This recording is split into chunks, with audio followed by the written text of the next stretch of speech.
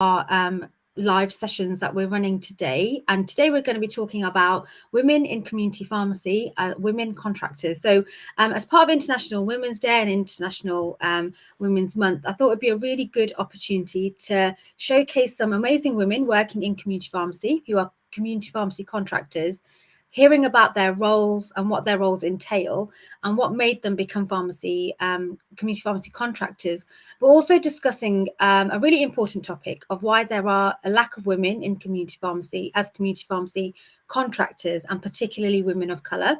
What's preventing others from becoming pharmacy owners, and what more we can be doing to encouraging others to become pharmacy contractors. So I'm joined by an amazing panel of women today who are pharmacy contractors, community pharmacists doing their thing, and making trailblazing and making positive changes in the profession. So I'm joined by Waheedat Kadari, Afua Thompson and Sukhvir Basra today. So welcome and thank you very much for taking the time to speak to me this evening. So we'll start with just a bit of a scene setting and asking why, if you could share your experiences so far on what you've done in your career so far and what made you become a community pharmacy contractor. So Sukhi, I'll start with you first.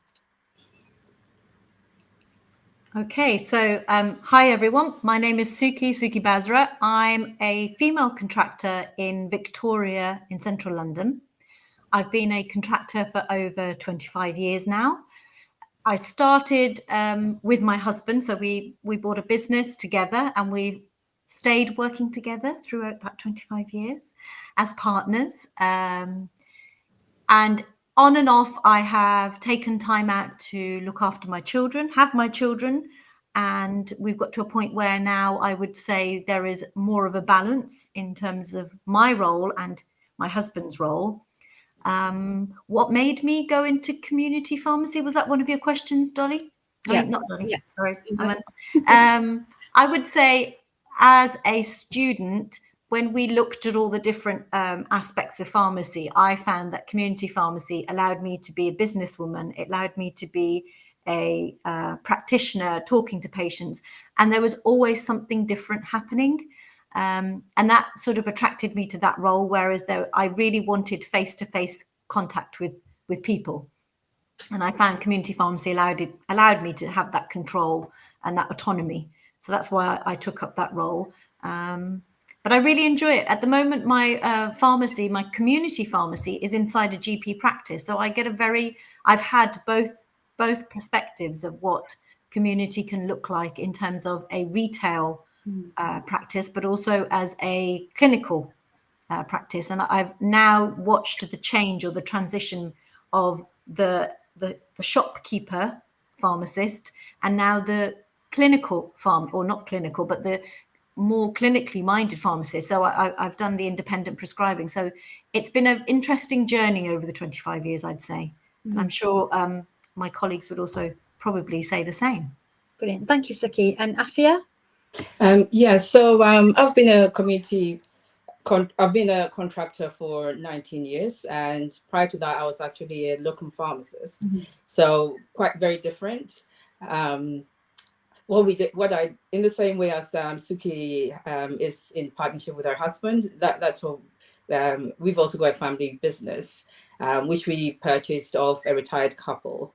And the main reason why I really wanted to go into community pharmacy was the independence of being able to make my own decisions, and also the interaction with our patients, which I absolutely, love. It's very nice, lovely little community where, you sort of get to know your patients, which is really nice. Unlike when I was locuming, you'd be moving from one place to another. So mainly in terms of why I became a contractor was the independence of being able to make my decisions. So we've moved our pharmacy from one that used to, do about 300 items to 700.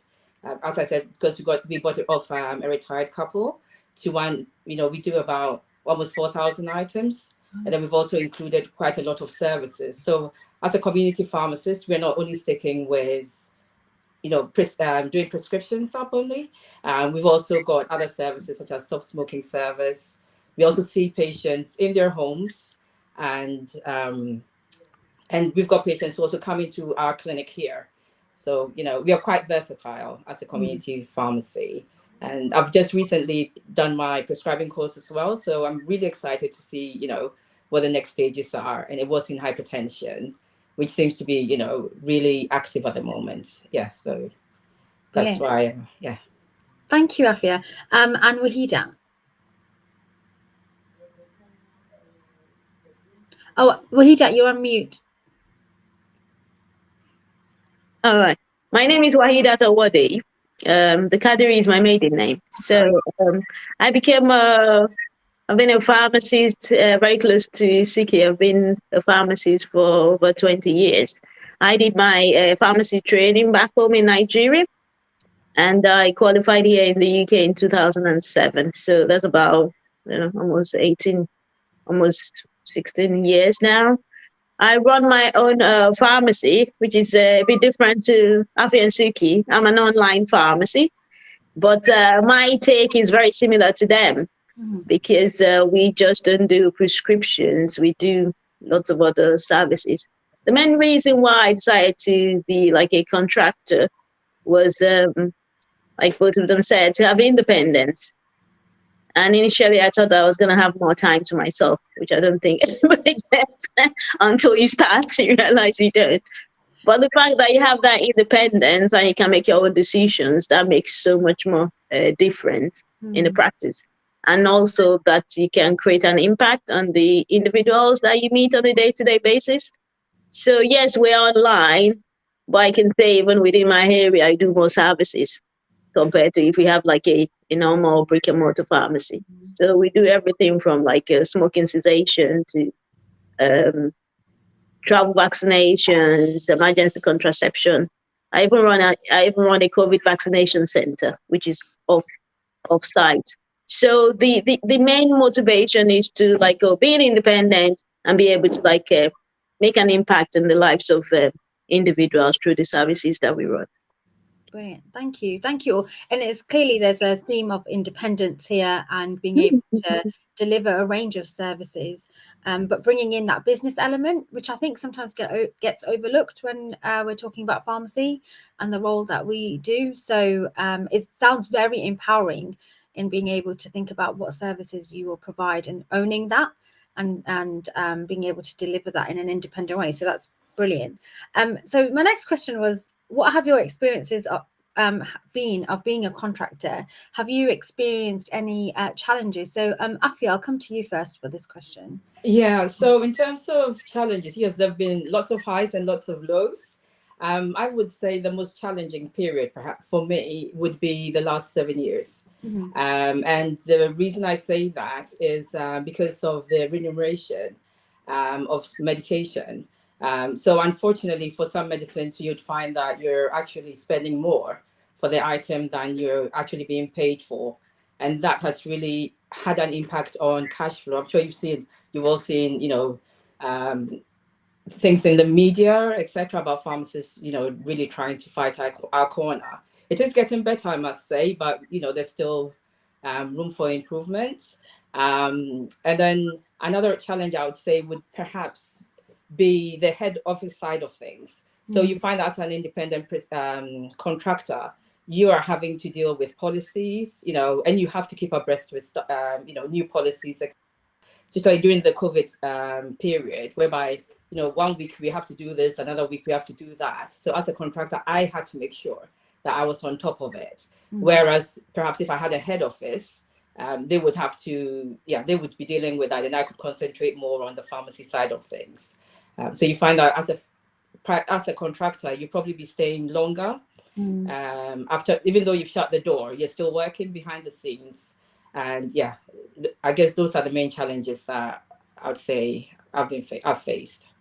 Oh, thank you, Afia. I suppose you have to be everything to everybody in an organization. So brilliant. Waheedat, how about yourself? I would say the challenge is similar to Afua, but what I found out when I started mine pharmacy, because like Afua, she bought it from someone, so that means the pharmacy already exists, so there's something to go for. I started my own pharmacy, online pharmacy, from the scratch, so it was zero. So basically, I was learning to do everything from ground zero. And that can be very challenging. It is really, really challenging. And it can be very lonely. But I think after a few years of learning the ropes and asking other people, then it makes it a bit easier for you to be able to like walk your way through. Like I said, there's so many paperwork. That's what I always say. There's so many paperwork to fill and complete and make sure that it's in order for you to be able to like do the job properly. And that when I first started, my LPC was very good with helping me with that, and they did like put you in the right direction. And then the PSNC was also one that I used a lot, because I used to go there and say, okay, so what's this form? What do I do with this and that? But coming back to present is much more easier because you already have like a foundation, you've put everything in place. So it's easier for you. Having an head office, which Afua said, it's easy because they already have people that all they do is just the paperwork and they just send you the stuff. But being your own contractor, it might be quite a bit of challenge.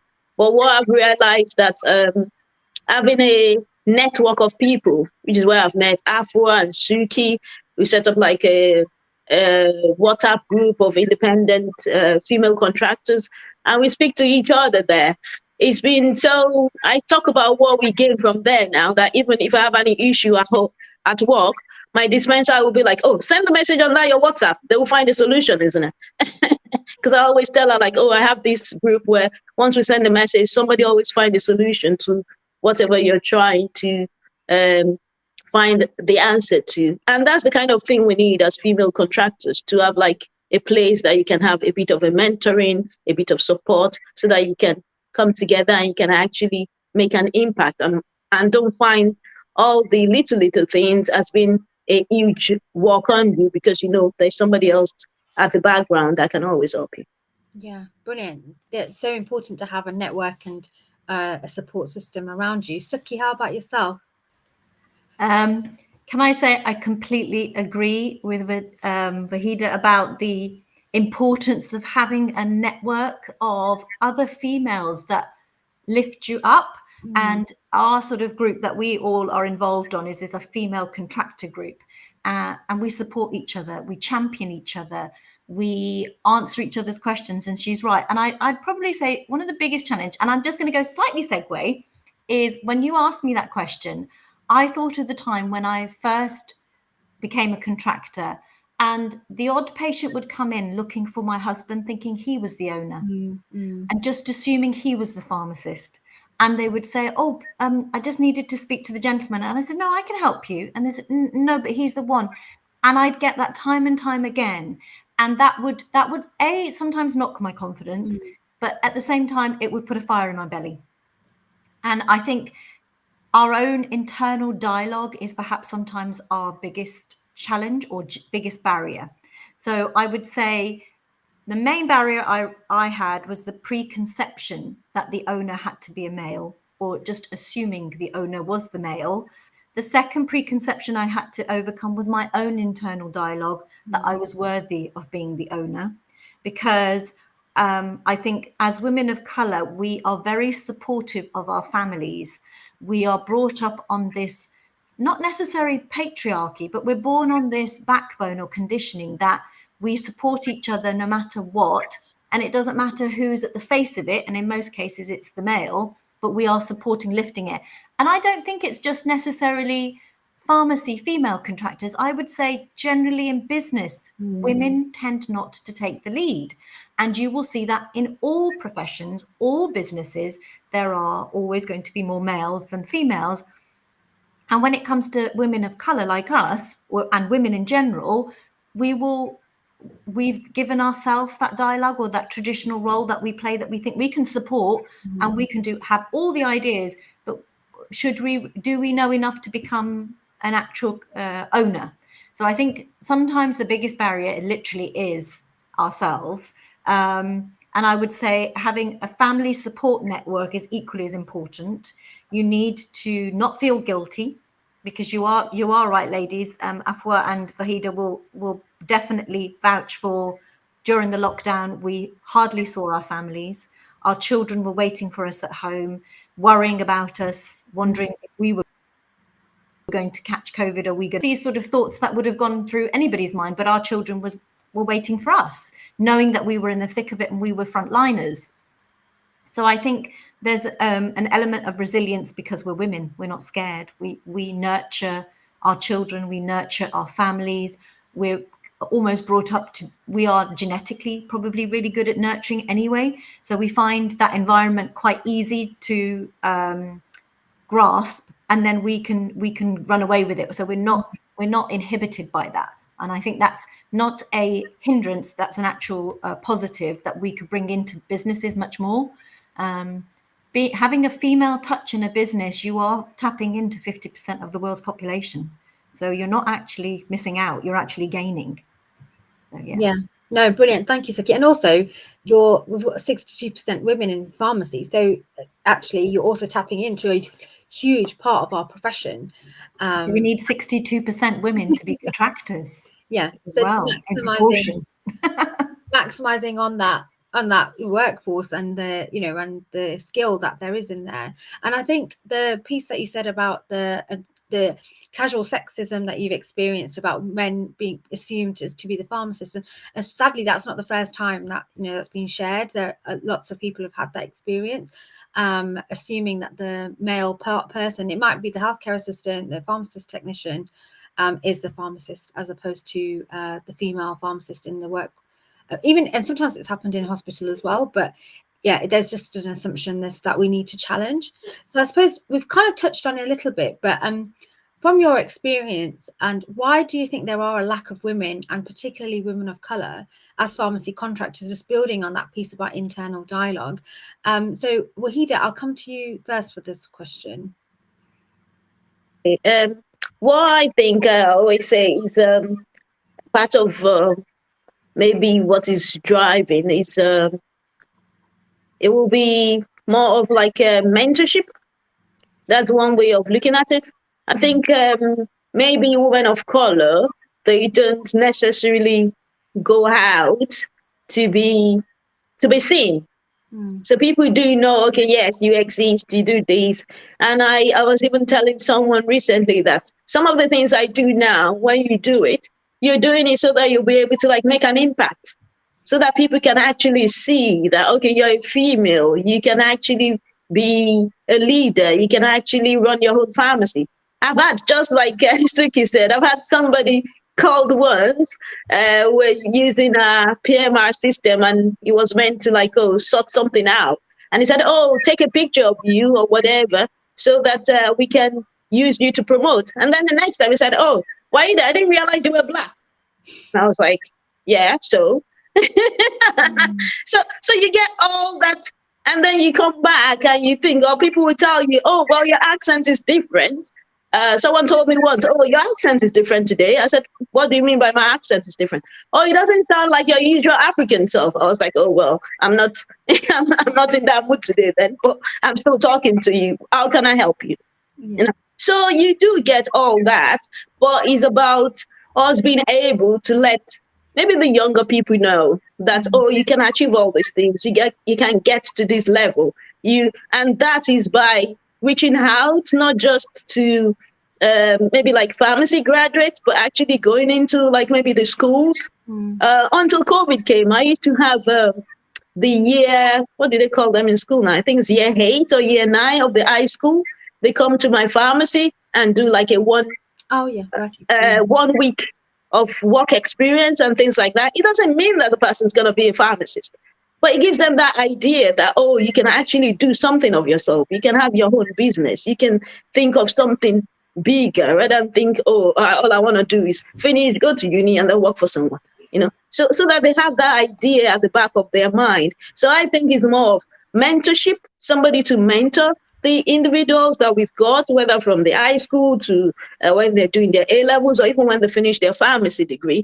And then the other thing I think is finance. To a large extent, for you to start your own business, you will need money. And that money, to a large extent, people always shy away from it.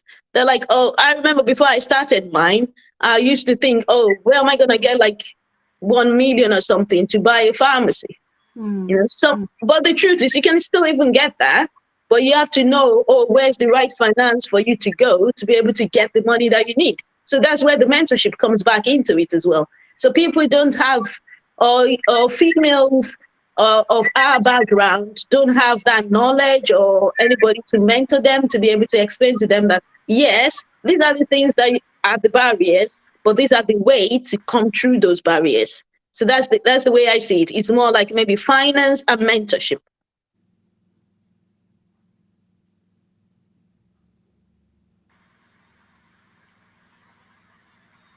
Sorry, I don't know if you can hear me, but I think my internet is breaking up. Can you hear me? Yeah. Okay. That's so sorry, Waheedat. And Sukhi, did you want to come in as well on that question? So I think the reason perhaps that even though we make such a large proportion of our profession, but as women choose not to be contractors, is an element of training at university. I think financial training would be really helpful, because as girls, even earlier than that, we need to encourage our daughters, our female students, to be more business savvy. Because we assume men or boys or guys and students, they are given more attention in that information. They're focused on that more so. They're already leaving university with that mindset, thinking I'm going to own my own pharmacy. Whereas for some reason, and I don't know why, we as girls, when we're coming out, we're assuming we're going to take on a role that's more to do with whether it be community pharmacy, whether it be hospital, whether it be ward work, whether it be research, but we don't see it from a business perspective. And we're not encouraged to be business women. So a little bit of business acumen would be helpful at university level, to perhaps even focus on the female students, on teaching them how to get a loan, how to create a business plan, what kind of dialogue should they be having with their bank managers, how to do, those kind of sort of business-minded SWOT analysis, I suppose, but training them as if it's a norm, rather than, oh, you're a girl, you could potentially do that, rather than in the way that we sort of branch off is in 2 levels of pharmacy: those who will work for someone and those who will own a pharmacy. And I think that starts very early on in the development of the degree. And even early on in, like Waheedat said, at student level, when they're coming for work experience, empowering women in general. So I don't think it's a pharmacy specific issue. I think it's a mental mindset of our own as women, as to whether we think we are worthy. I don't know whether it's a imposter syndrome, whether we just assume, well, I'm not good with money, I won't know, my husband deals with the finances. I am constantly pestering my husband, I want to know what's going on. And he will roll his eyes and he'll say, but you ask me so many questions. And I'll say, I don't care. I may have to have it reinforced 100 times, but I need to know what's going on. And I think you shouldn't be afraid to keep asking. Just because somebody else understood it with one interpretation doesn't mean that you are assumed to also understand it in the same way. Everyone's brains work differently. I can't learn laterally. I need to learn visually. I'll make videos, I'll watch videos to know what everything means. And I have to repeat it many times. And I think that's an element of girls and women seeking perfection the first time. And if they don't get 80% of the tick boxing elements of understanding what they need to do in a business, they're not going to try. Whereas I think it's even shown that a guy would probably go for it even if he only understood 50%. Yeah. So it's that bravery. Be brave. Be brave. Don't be shy. Ask. Get a network of male friends to help you. It doesn't matter. Get your uncle to help you. There are plenty of people of color who run businesses, because that's an element of how we've succeeded outside of our countries of origin. We come from heritages which work hard, have a good work ethic, and most likely understand. There will be someone within your network that understands business, and we need to tap into that. Don't be afraid. Yeah, brilliant. Thank you, Sukhi. And Afua? Yeah, I think in a nutshell, Sukhvir and Waheedat have done a brilliant job, because those were the points I had as well. but I'll just touch on them briefly as well. The first would be about us being risk averse, shall I say. It takes a lot for us to take that leap of faith and just go for it. And one piece of advice I think I'd love to give us all would be that, sometimes, yes, we don't know the answer. Like, are we going to succeed or not? But there's only one way that we can find out. And that is, give it a good shot and, give it your best, whatever it is that we're doing. There are some projects I've done that didn't necessarily succeed, but it's all a work in progress. And we learn from, all our mistakes. We all make mistakes, but it's just picking yourself up and saying, right, this didn't work. What can I try next? Obviously, with a business, then we're talking about, bigger sums of money. So I'm not saying that, we should just throw it away if we think that we're not going to put in the effort, but we need to put in the effort. And for people of color, I think, yes, funds can be a big issue in terms of where do you even start from? And having some sort of business management education while we're in university or, somewhere along the lines would be brilliant, because, some of us have had to learn it as we've been going along. I was lucky because my husband was in business management. So, we had that behind us. But I can imagine how daunting it can be, if you don't have any knowledge at all about business management and nobody to back you. I think another issue would be, in terms of family and support, you'd find that, especially when you're a mother, as we were saying about in COVID, for instance, you're finding you're going home at very late hours, etc. So just having people around you who support you and who could maybe just chip in every now and again. I think it's okay to ask for help. We tend to feel like, we are super women. We need to do it all by ourselves, but there's nothing really wrong with asking your family for help or, and we've got that support group amongst ourselves where any issue we'll text each other. That's our platform where we've got Suki and Waheedat. We test each other and quickly you get an answer back. And, all that kind of support, just keep the support group around us, makes all the difference. Brilliant. Listening to your guys' experiences and your reflections is really interesting. It's making me think back to when I first qualified and my dad wanted me to open a community pharmacy, and I was terrified. And then my uncle was like, let's do it. And I was terrified and I just didn't do it. I was like, oh no, I'll be happy in a hospital because it's safer. But it's just really making me think about the fact that how scared I was. But actually, like you said, they knew what they were doing and I could have just trusted them. And that could have been an option. But it's so daunting because you don't talk about it. You don't get told how to do it at university. And so it sounds like a really scary prospect, but it's really interesting. It is possible, obviously. It's just you just have to learn a bit more because it's not something you've been exposed to. So that's really good advice from everybody. And my last question, I suppose, is what needs to change for there to be more women representatives, and how do we encourage others to become contractors? Anyone listening who is thinking, oh, that this might be a good idea. So Suki, I'll come to you first for this one. I gave this question a lot of thought. And I came to the conclusion that it's an individual thing. And you are either business-minded or not, or brave enough. Like you said, that you may be encouraged and you may have all the support network around you and all the elements in place that could help you launch into that area. But if you don't have the bravery or the faith, or even you've never been conditioned in that direction, if that makes sense. If the assumption has always been made and what you see around you is also only males, it does make you rethink. And I think more exposure of female contractors is very important. We need female students, other female pharmacists that are working as employees need to see their contractors as female. Women in leadership roles need to be more women. We need more women on boards as board members. We need to be braver. We need to put ourselves more forward, and that is changing our own internal dialect.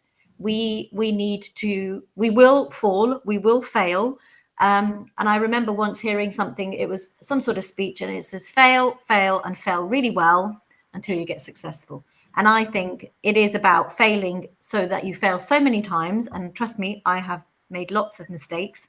But then you stop fearing that failure. Mm-hmm. You stop worrying so much. What will people think? Oh, it didn't work. It did work. Or, you know, that idea that you had for your business was really good, or that one completely flunked. And it's fine. That's going to happen regardless. But it's the initial thought of thinking that I don't want to fail, so I'm not going to try. That's going to be your biggest barrier. Yeah, brilliant. Thank you, Sukhi. Afua? Yeah, absolutely. You know, I think we do need more female mentors, and shall I say, this is such a brilliant thing you've put together today, where we can share our experiences and hopefully, you know, encourage some more females to, you know, just go for it if it's something that they've been thinking about. Because yes, I totally understand that it can be very scary, very daunting, but it is doable because we are all sitting here, you know, we are sitting here today and we're telling our stories. And my background is in Ghana. So that's where I'm from originally. And if I have made it, you know, if I've made it to this, whereby, yeah, if I've made it to this, so can everybody else. It's just really having the right people, the right support group around us generally. Even for us female contractors, you know, we do need each other to support each other and encourage each other, because there are times that, you know, it can be very lonely, and you sort of turn around and think, you know, who could I speak to about a particular issue confidentially, and know that it stays within our group. So just having people who you trust around you would, you know, it's always very important. So yes, and showcasing more women who are female contractors of color, and hopefully encourage others to do the same. Brilliant. Thank you, Afua. And Waheedat? Okay. Sukhvir and Afua had really mentioned like the most part. The part I think about is our mindset. I always say for you to get anywhere, you have to have a mindset that's saying you're gonna get there. And that mindset is very important. If our mindset is not telling us, oh, I want to be an entrepreneur, I want to get into business, I want to see how it works. Like Sukhi said, you have to fail for you to progress. Each individual, I use myself as an example. Even when I applied for my license, I did it 3 times. I was like, yeah, okay, you reject 1, you reject 2. Even the last one, they rejected it. And then I appealed and I got it. So it's about, yes, you fail, but us having that resilience. But our mindset has to be one that says, oh, yes, I want to do this. I want to achieve this. It doesn't matter how long it's going to take me. Yes, I might fail. Yes, I might find it difficult. Yes, it might seem impossible, but I will still try. So that attempt of trying and putting our mindset to say, yes, we want to get somewhere, I think that is very important. And like Afua and Sukhi said, we have to have more females out there. We have to have more females showing that, yes, you can be an entrepreneur. You have to have more females saying, oh, I can be your mentor. I can help you out. You have to have more females, even in terms of finance. When you go to even a bank, they seem to like say, oh, you're a woman. They don't even want to listen to what you're going to say. But if a man goes there, they're like, okay, yeah, we think you're going to say something. We'll listen. So we have to have that period where not just us, but even the society is willing to give us that chance, to give us the chance as females to be able to like achieve what we can. And like Afua said, I always say, just like she did, I came from Nigeria. So if I've come from Nigeria, I'm not even from here. I've come here.